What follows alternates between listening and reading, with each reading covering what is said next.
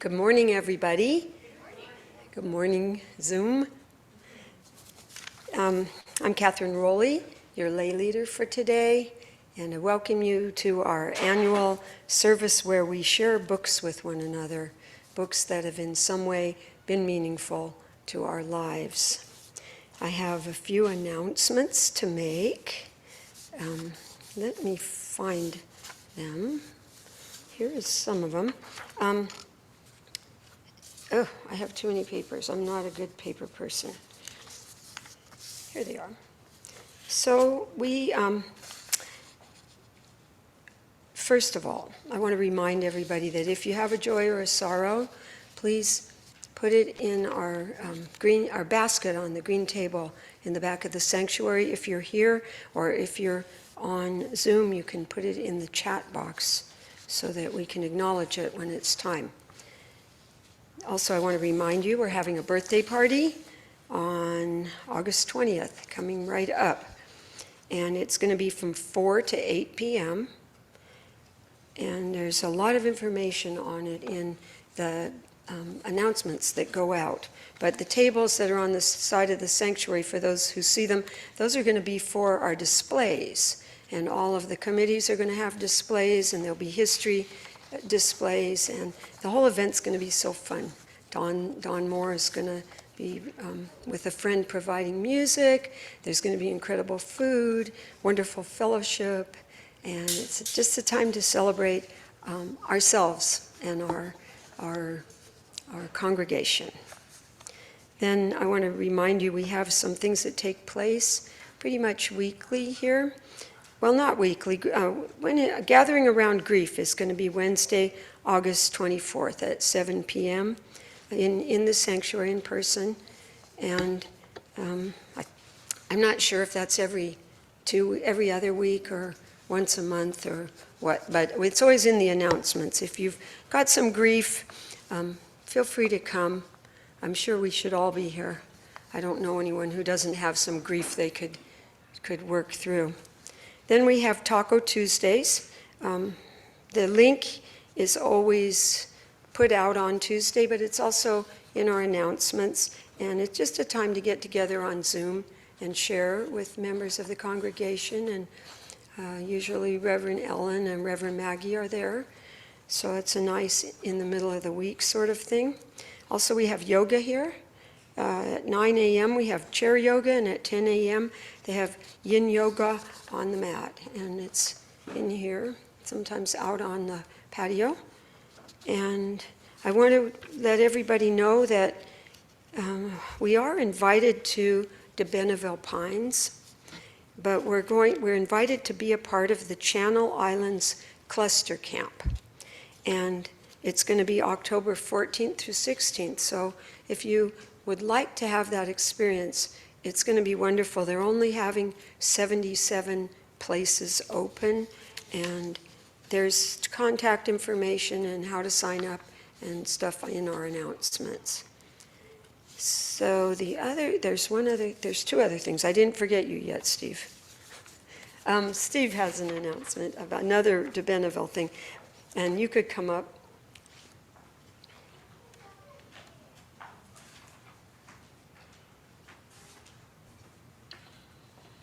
Yes, good morning. The summer break camp for adults is coming up right away, August 12 to 16, and there's still places left. I have flyers here, and I can tell you briefly about some of the theme speaker is a woman named Lila Ibrahim, and I've read 3 of her books within the last few weeks, and she's an extraordinary writer, and looks like a good theme talk under the heading Living Our Faith Out Loud. There's a new choir workshop also occurring at the same time. Megan Nicole Hawks, who is the music director over at Troop.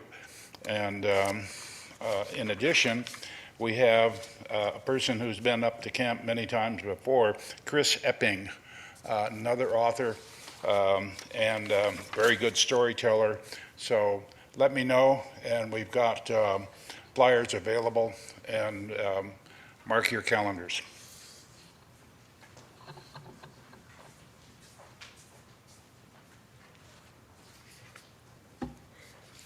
If there's nobody who's been to Camp de Benneville, it's really worth a trip up there. It'll grab your heart.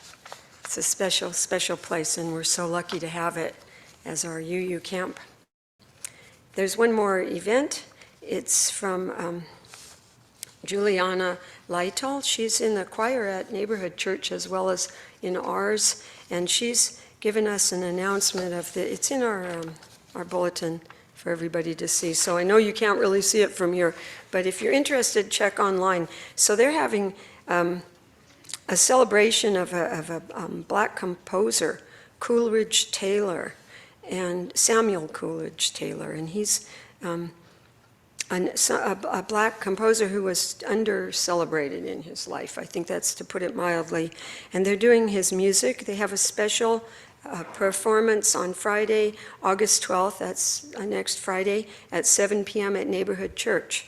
If you feel like going to an outing, that is an awesome place to go. And if you haven't been to Neighborhood, it's a beautiful place. So it's sometimes fun to visit our other churches. And if you're really inspired by that, on that Sunday, the 14th, on their service, they're also going to have this group there that's doing this music with their choir and with Juliana doing Hiawatha's Wedding Feast, which is one of his pieces. So it should be amazing. So there's a lot more information on this, the flyer in our bulletin. Those are the announcements. So now, let me read our opening words. Well, let me actually sound the bowl first. Sorry. We could do it the other way around.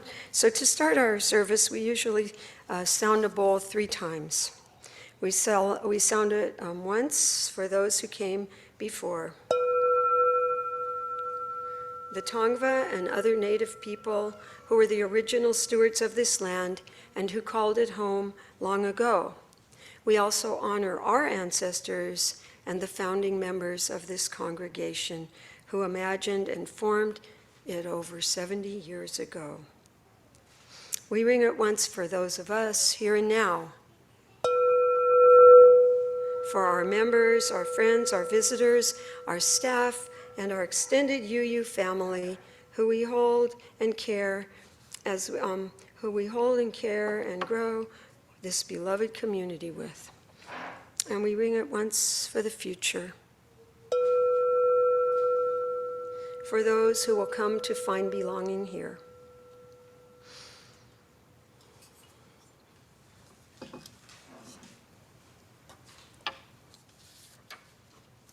And our opening words go along with our book service.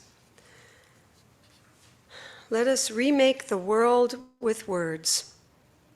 Let us remake the world with words, not frivolously, nor to hide from what we fear, but with a purpose.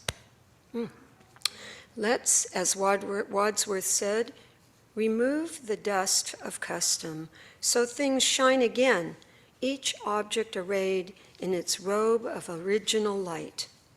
And then we'll see the world as if for the first time, as once we gazed at the beloved who was gazing at us.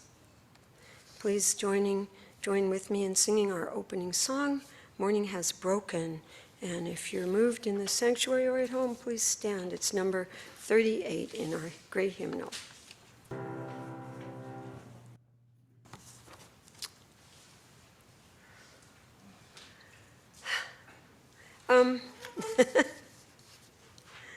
Okay, our chalice lighting words should come up. It is a responsive reading. That looks good. Okay. This is the words. We light this chalice, and then we say, because we must, but because we may. We light this chalice, not because we have the truth, but because we keep comparing and seeking many truths. We light this chalice in connection with our culture We light this chalice that our religion may be a beacon of light, hope, and justice. We light this chalice to kindle our hearts and minds. That was good. And then after that, we will speak our covenant, and then we'll sing Spirit of Life. And I think it used to be very traditional to stand while we did this, but it seems like a sitting day. So feel comfortable. If you so feel, I'm feeling you want to sit. Okay, so love is the doctrine of this congregation. The quest of truth is its sacrament, and service is its prayer. To dwell together in peace, to seek knowledge and freedom, to serve the world in fellowship, to the end that all souls shall grow in harmony with the divine. Thus do we covenant with each other. And then let's sing Spirit of Life.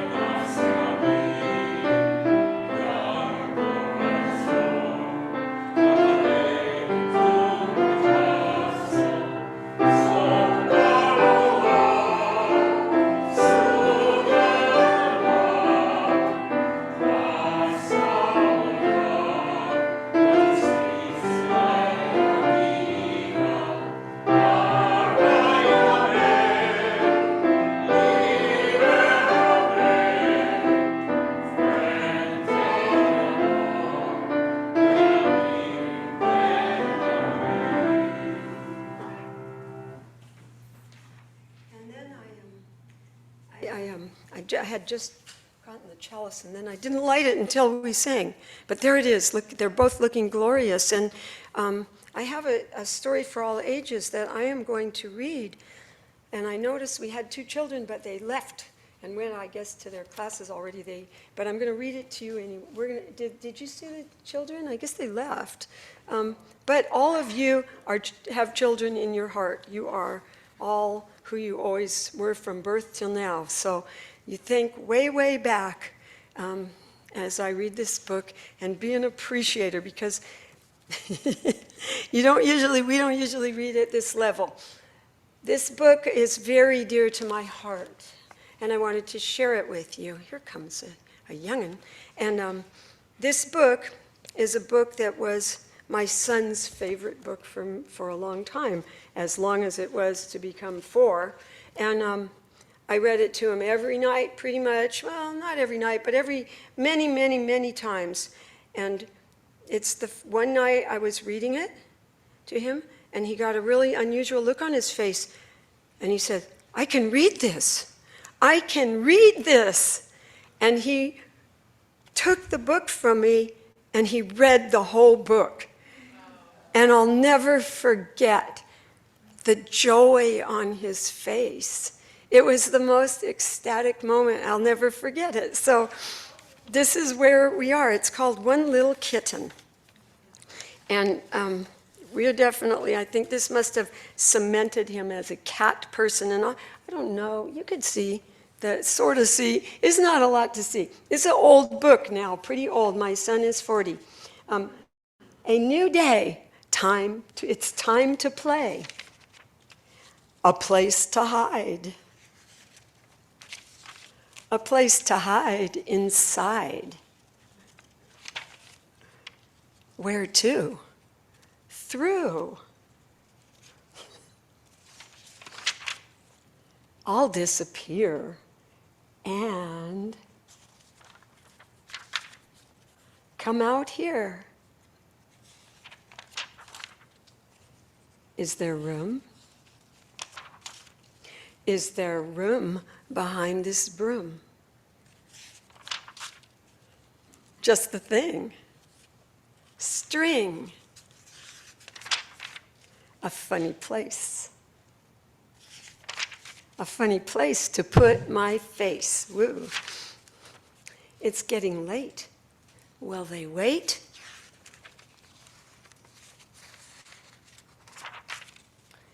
Hug me tight. Good night. Good night. And he read every single word. And now, I don't know how many books he has, doesn't have children yet, but when he does, I'll certainly give this to him. And I wonder how many of you remember, if you have children, their first book or the first book you read. It's such a transformative moment. So I wanted to share that.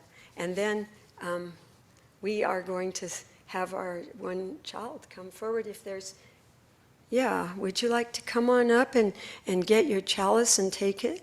And then we'll sing you out. Thank you so much.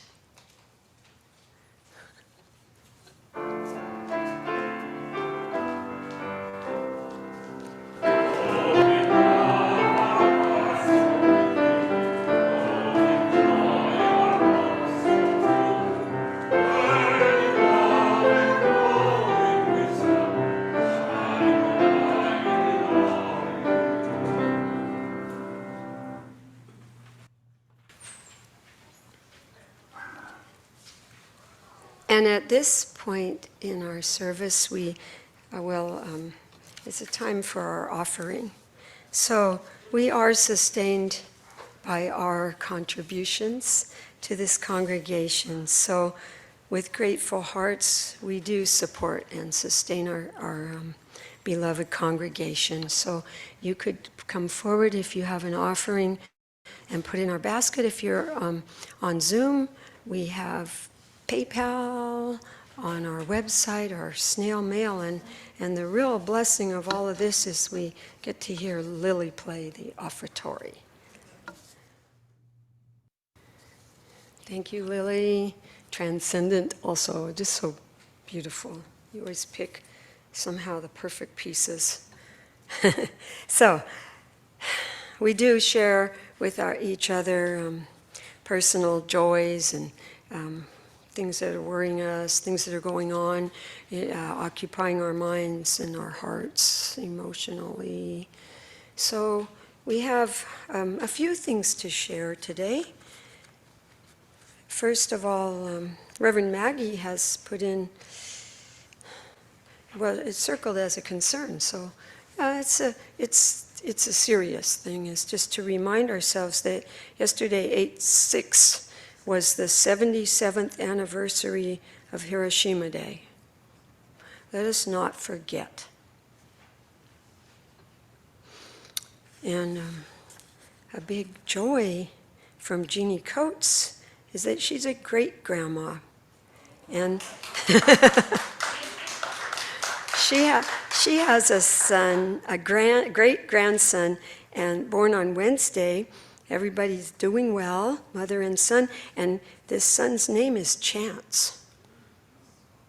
So congratulations, great-grandma. And I have a joy that my daughter, who didn't get up in time to come because she was up too late last night, but she came down for her reunion, her 20th reunion, and she's at my house with her newish husband. So that's a joy for me. So let us take a few moments. Is there anything in chat? I didn't see. Let me.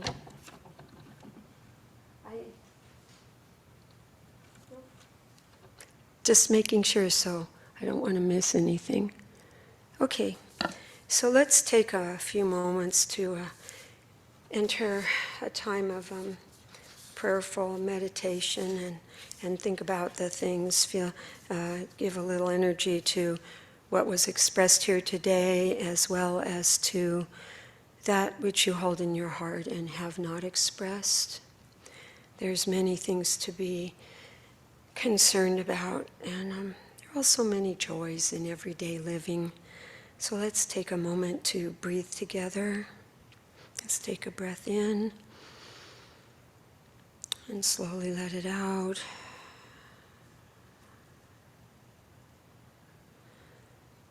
Let's take another breath. And calming down our bodies so that our hearts can open more fully. Sitting in silence.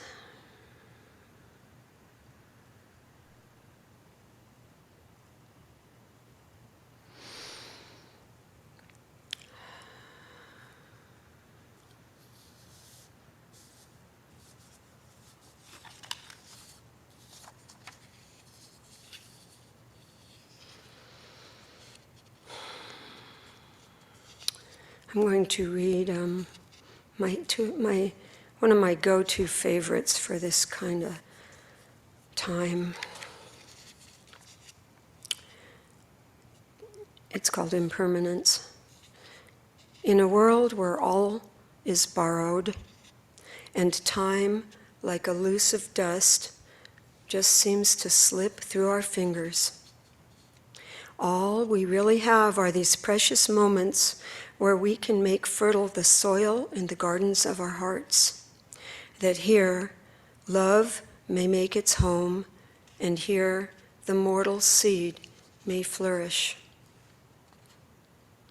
Only love can free us from the womb of time, for like a magnificent and mysterious cloud, it holds its shape and form only long enough for us to blink, and all our precious memories are but shadows of time that will drift away like fallen leaves, returning to the emptiness from which they came.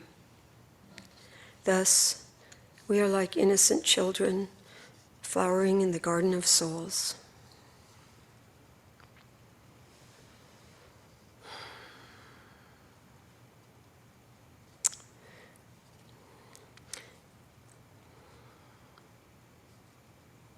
In our love is the memories of all the sorrows and all the people we have cared for and every moment that has existed. Make sure that you maintain a sense of being in the now so that you don't lose a precious moment. And blessed be.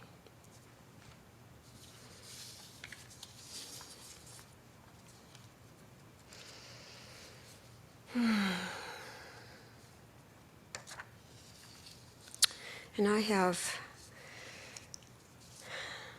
and back to books. So I have a little reading. It's a scientific kind of a reading, but I personally thought it was interesting. So I thought it would be something to consider before people come up to share their books. And honestly, we'll see. I don't know if I know one of the people speaking read. Yeah, I think both of the people speaking read the book, the physical book, because this is about physical books. And I found it on an unusual site called Paper and Packaging, How Life Unfolds. And this site, this little organization is dedicated to promoting the use of paper products and paper-based packaging as a sustainable way to use resources. And that it points out that paper is one of the most recyclable and easily recyclable things. Computers and Kindles and things like that aren't so easy to recycle. And they're pretty toxic, actually, to the environment. So this is their point. But anyway, this is their points. It says, in recent years, print books have seen a resurgence, and for good reason. They can be better for your brain and health, according to science. Here are just a few reasons why. Number one, you absorb more information. Oh, by the way, this is edited. If you want to see the whole article with all the sightings, you can, but that would take a long time and be not what we want to read right now. But readers of print books absorb and remember more of the plot than readers of e-books do, according to a study that was presented in Italy in 2014. In an earlier study, print readers scored higher in other areas such as empathy, immersion in the book, and understanding of the narrative. Number two, they help children become better readers too. A study of young children between ages of 3 and 5 revealed that kids had lower comprehension of a story when their parents read to them from an e-book as opposed to a print book. Researchers theorized this was because children get distracted by electronic devices and have a harder time focusing on the story itself. And in another study, the students who read them story on e-reader were less engaged and had a harder time remembering the order of events. And number 3, they're easier on the eyes. Considering the many jobs that require you to stare at the computer screen all day, it's wise to give your eyes a break whenever you can. One survey of university students revealed that nearly half had complained of eye strain after reading digitally. And then another one is you are less likely to get distracted. So people who read ebooks get sidetracked more easily because they tend to spend more time scanning for keywords than actually processing what they're reading. That's what this study showed. Also, reading books can help you sleep better. When you're winding down for the night, reading from a screen or scrolling through social media app on your phone is a bad idea. Study after study has shown, as I'm sure most of you are aware, that blue light from your screen can mess with the melatonin levels and the circadian cycles in your body, making it harder for you to fall asleep, and that when you wake up, you feel more groggy. So, if you want to get a good night's sleep, stick with real print. Number 6, having a library at home, just any old kind of library with books in it, is linked to higher academic achievement. Students who have books in the home, like real physical books, score higher on tests, according to a study of readers from 42 countries. And last one, 7, they amplify the joy of reading. A recent study of college students in the United States, Slovakia, Japan, and Germany showed that 92% of participants preferred actual books that they can hold and touch and leaf through whenever they please. Students cited fewer distractions, less eye strain, and a couple of other reasons. But one of the things they loved was the way they smelled, the way books smelled. And then scientists have actually studied the composition of old books, the chemical composition, and found that they contain hints of vanilla from lignin, a similar smelling component in paper, as well as grassy notes, if you want to know the palette of the book's smell. So it's in this sense, taking a whiff of an old book is a little like the enjoyment one gets from smelling perfume or flowers. And of course, books make us happier, inspire us to travel, encourage us to make life-saving decisions. So this article ended saying, don't feel guilty next time you spend a little more time than you had planned in the bookstore, because it's good for you. And that, there's some things to think about here, like I said. So I know a lot of people are definitely love their Kindles or whatever they use to read on. And with that, I'm going to call forward our first speaker, is Maribel Dana.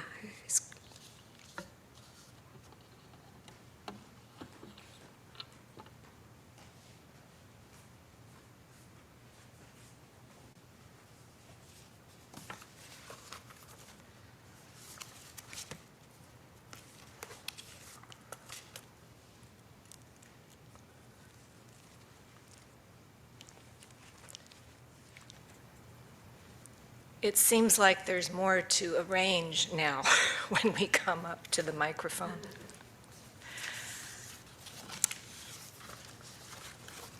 Well, Catherine, I must say that I still have many of my childhood books in my childhood bookcase, and I look at them from time to time. So they are a treasure to me and always have been. This is the book that I read recently called Always a Song. And well, first I should say welcome to the folks on Zoom this Sunday morning. And this is version 2 of my book talk regarding Ellen Harper's autobiography with a long title, Always a Song, Singers and Songwriters, Sinners and Saints, My Story of the Folk Music Revival. I finished version 1 on Thursday. My word processing program died on Friday. And although I saved my document, my computer went on strike. Despite trying to rescue it all day. So on Saturday, I began version 2 and a revision again after 10 a.m. this morning. So I originally chose this book as I am a new arrival to Claremont, and Ellen Harper, the author, has lived here for a long time. Harper's family survived some of the toughest times a family can face. They knew what it meant to battle injustice.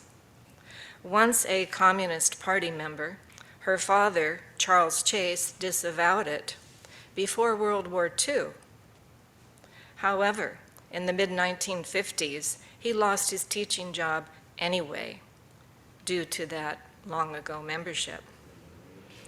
The blacklisting of her father during the McCarthy era resulted in the family's 1957 move from Massachusetts to California and then Claremont.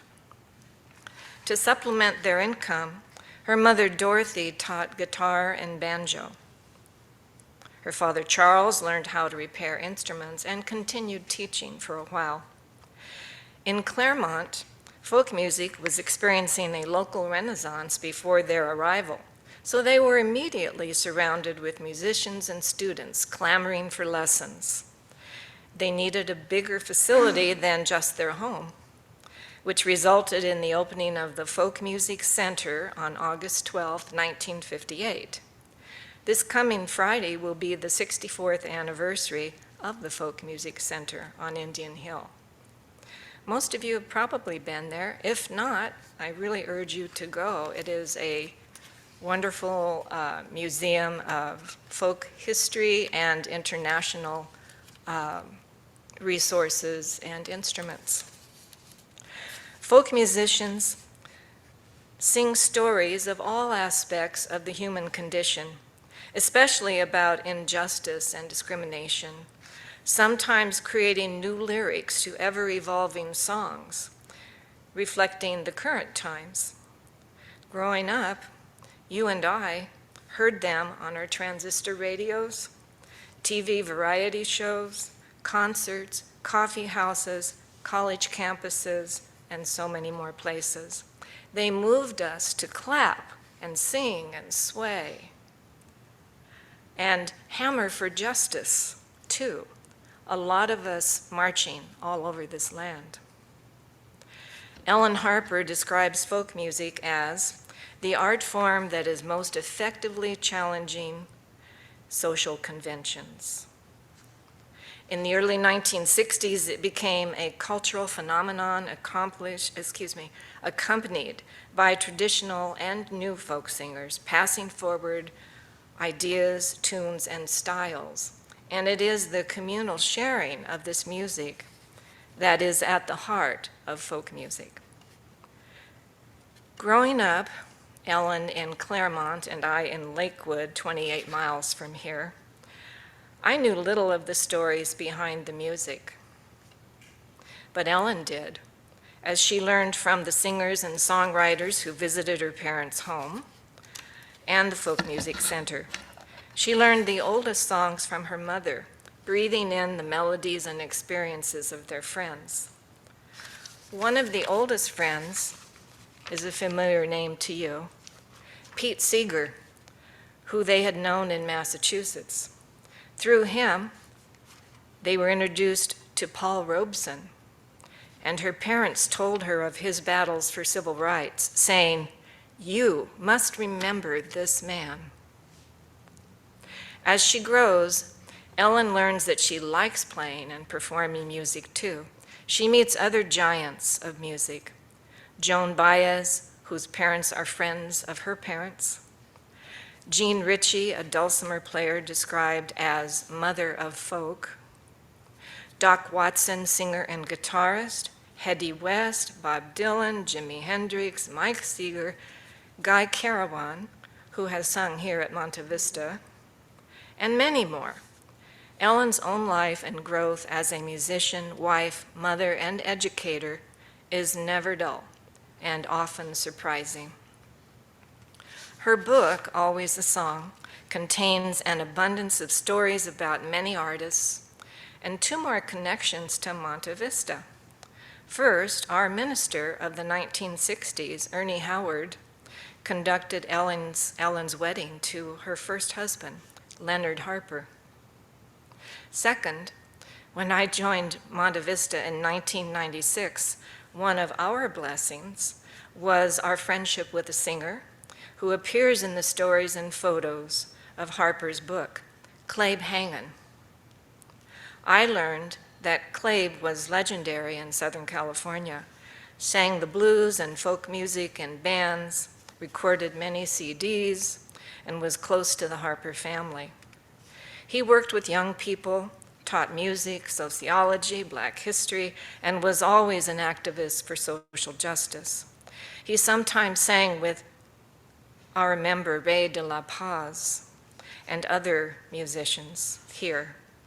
I will never forget the Martin Luther King Jr. celebrations, with Clabe's baritone lifting up, "We shall overcome," as he strode the circle we formed inside the sanctuary, singing verse after verse after verse. I see heads nodding and remembering. And just today, I remembered Clabe's caring face as he and member Bob Minnick allowed my recovering, struggling son to play his bass guitar with them during a rehearsal in 2006. What a gift to just remember that kindness out of the blue. Wait, I'm supposed to be talking about the book. However, thinking twice, a reflection about any art or book is personal. Always a Song is a comfortable read that took me back through time and connections, not only to her past, but into mine as well. I should share that Ellen's oldest son is Ben Harper, whose Grammy Award-winning music I had never heard until I read her book. I've been listening to his multifaceted repertoire and singing along with it ever since. And now I still need to listen to the album that Ben Harper and his mother Ellen produced together in 2014. It's called Childhood Home. Ain't it wonderful that there's always a song when we have the heart to listen, remember, and join in? Thank you.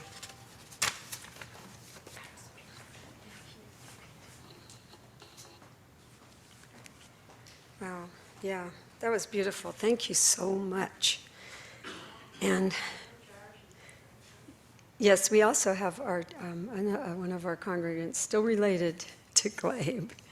So much. Right, Jorius? Okay.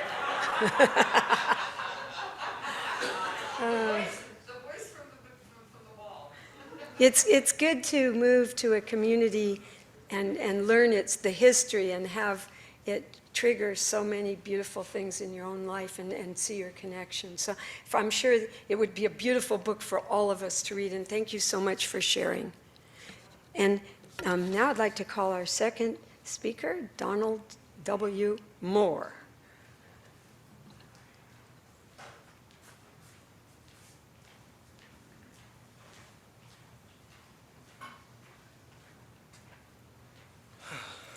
Great. Tough act to follow. Thank you. Okay. Maribel, you're right. There is a lot up here. I'm not sure what's going on. So when I was first asked to talk for 8 to 10 minutes about a book that changed my life, my immediate inclination was to talk about the Bible. But, to me, that's just too obvious of an answer.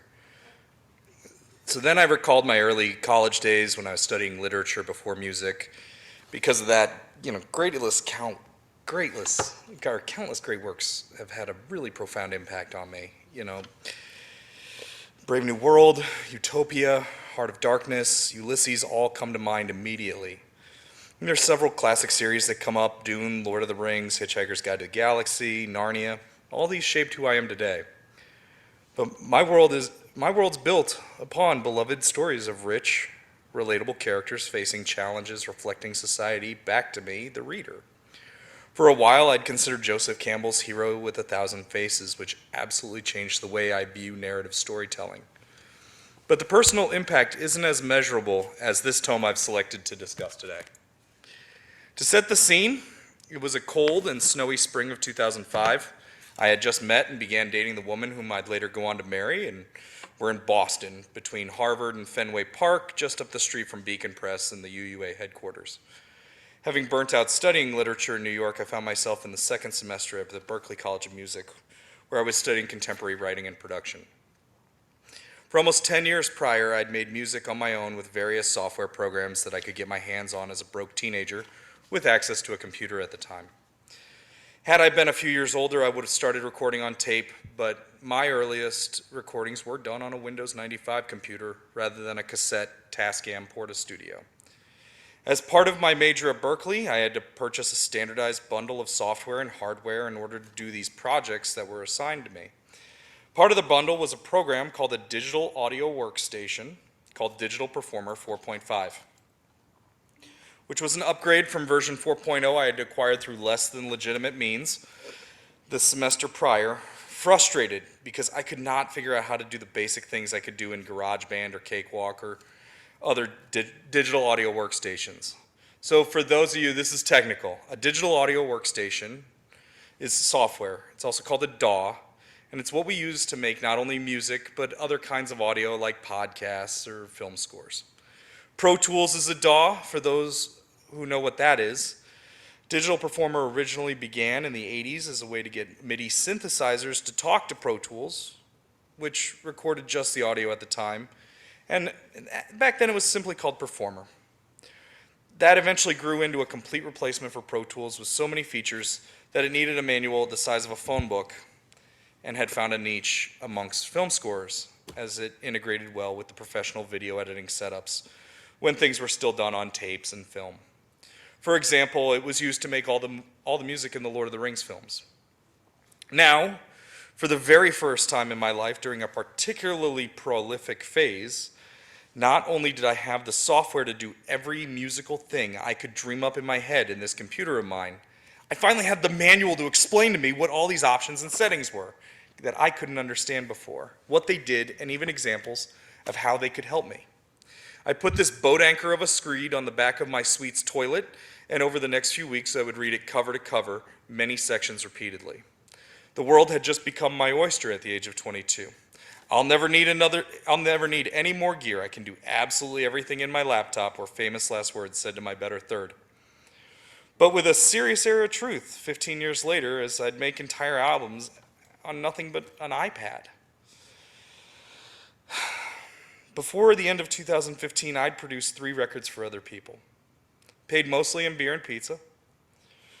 Berklee had recording studios, but getting access to them was difficult and only available to students during hours befitting the nocturnal and in very short spans. My friends were more than happy that I could do projects in my dorm without having to book a session in the middle of the night 4 blocks away in the multi-million-dollar facility. I was happy to have projects to learn on.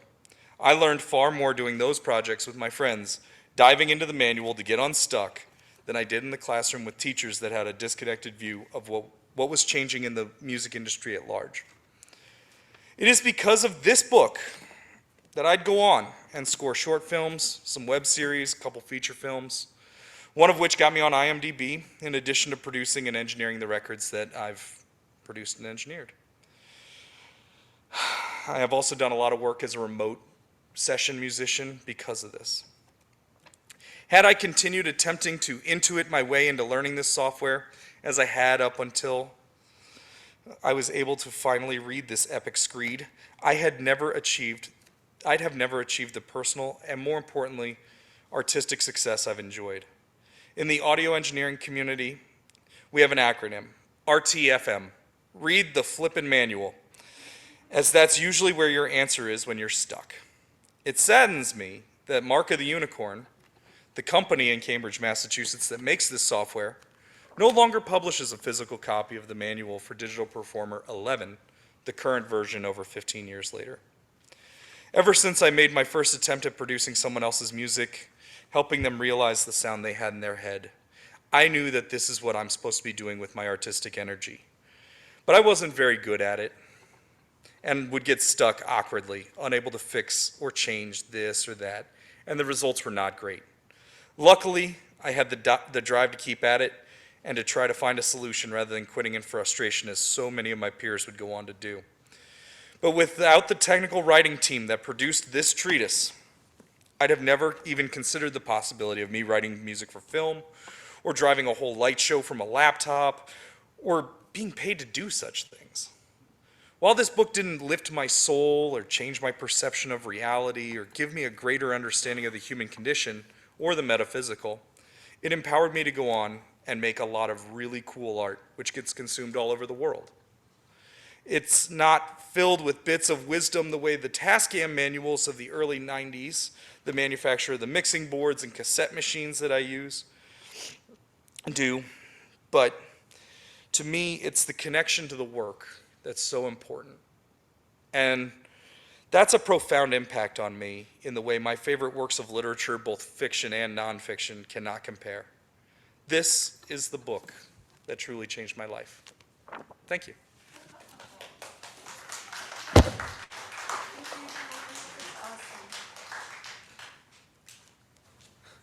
Wow, I love that. We have to remember that all the things we enjoy have been created by somebody with a manual like that, probably. I thought it was so exciting when he chose that book. So thank you to both of you for sharing. I don't want to read the manual, but I appreciate the manual, and I do want to read Ellen Harper's book. So we have a closing song, and then we'll extinguish our chalice and have our closing words. So, okay, guys, just stand up, and let's read, just stand up on Zoom, and let's read, or let's sing, let's read the words to Touch the Earth and Reach the Sky. It's, for those of you with your hymnal, it's 301, and there it is.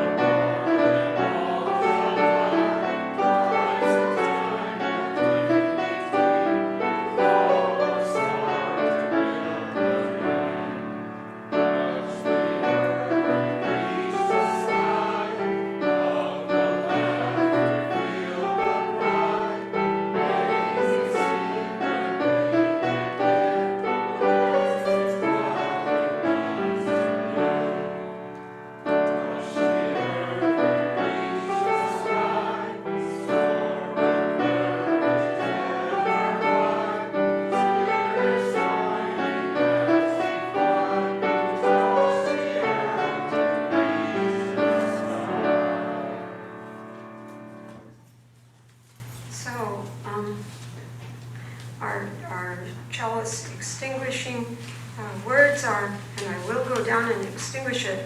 We extinguish this flame, but not the light of truth. You can say this with me if you'd like. If you remember it, the warmth of community or the fire of commitment. These we carry in our hearts until we're together again. And I'm going to say my closing words and then go down and extinguish. And they're from Dr. Seuss. The more you read, the more things you'll know.